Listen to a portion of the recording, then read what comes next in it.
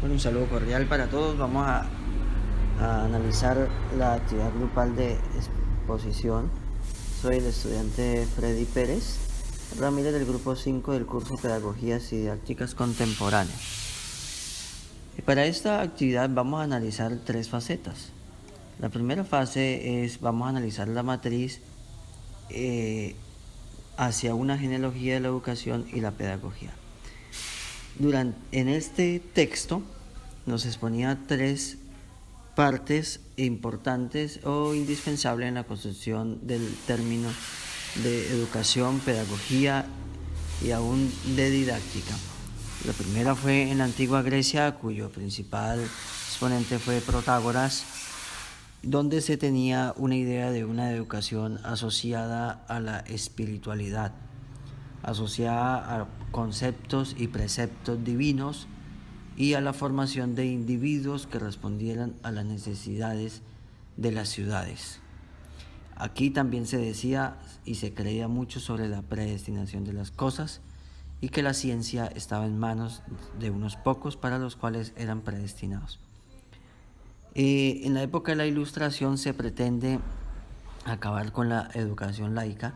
Se tenía una idea de educación más constructivista y se empieza a dar paso a una educación como la que conocemos actualmente, con principales pensadores como Kant, Rousseau, Pestalozzi, entre otros.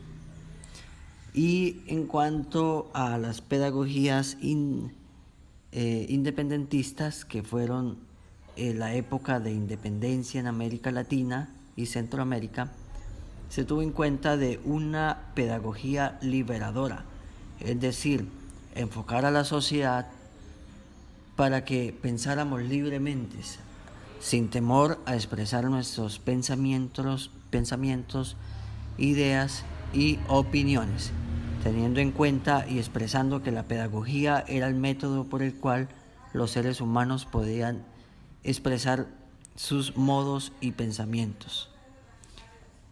Por otra parte, didáctica, pedagogía, ciencia de la educación, la relación que confirma la excepción francesa, nos enfoca y nos pone un término de cómo entonces, después de la pedagogía liberadora en América Latina trajimos y convertimos aquellos artículos, pensadores, textos hechos en Alemania, Francia, Estados Unidos sobre educación.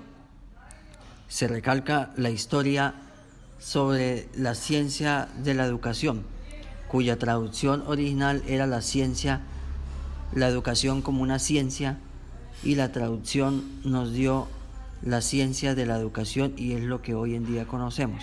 Se dice que en esta época, en época de traducción, muchos libros y muchos términos se enfocaron hacia otro lado, lo cual también causó mucha polémica y discordias entre muchos pensadores de la época, lo cual de una u otra manera impidió el avance y el auge de una consolidación de una educación verdaderamente efectiva.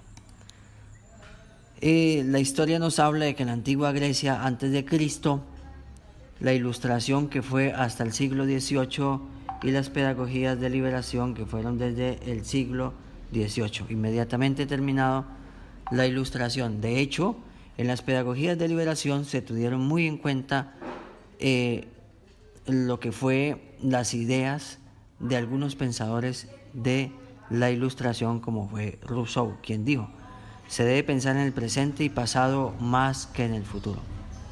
La educación edifica el destino de la humanidad. Por otro lado, se pensaba la educación como un proceso liberador, las pedagogías de la educación. Comentario crítico. Podemos observar que durante todos los tiempos el ser humano siempre ha querido perfeccionar su práctica pedagógica, ha querido moldearla y adecuarla a las necesidades actuales. Ha sido un poco difícil y polémico en algunos casos, ya que se ha enfocado en algunos momentos en brindar posibilidades solamente para unos pocos, o en algunos momentos se dio posibilidades solamente para aquellos que se creía conveniente. Ahora, con la época que tenemos y el avance de las tecnologías. Por eso he puesto este texto que nos dice que la aparición de las nuevas tecnologías de la información y la comunicación abren una posibilidad más que brinda un camino más didáctico y completo para dar un paso en la educación. Parece ser que todos nuestros caminos actuales entonces nos enfocan y nos llevan a un mismo sector. Las controversias dadas en la actualidad, todas tienen de una u otra manera en sus discursos lo que son las tecnologías de la información y la comunicación como una pauta y un camino que puede hacer que nuestra educación se apodere y pueda llegar a cumplir con las necesidades sociales establecidas en una educación completa y verdaderamente protagonista del estudiante.